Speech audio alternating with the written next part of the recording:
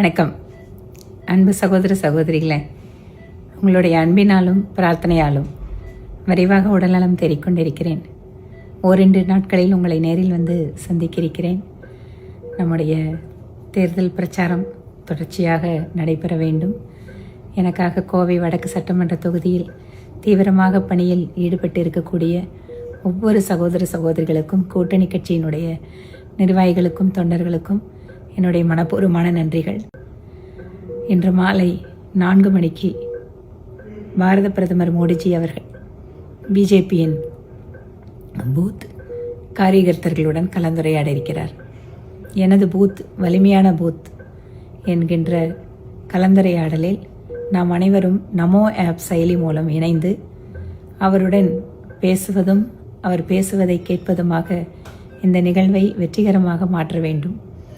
தமிழகத்தின் மீது அளப்பரிய அன்பும் தமிழகத்தினுடைய ஆற்றல் மீது அசைக்க முடியாத நம்பிக்கையும் வைத்திருக்கின்ற பிரதமர் மோடி அவர்களுக்கு தமிழகத்தில் தேசிய ஜனநாயக கூட்டணியினுடைய வெற்றியின் மூலமாக நமது அன்பினை தெரிவிக்க வேண்டும் என கேட்டுக்கொள்கிறேன்.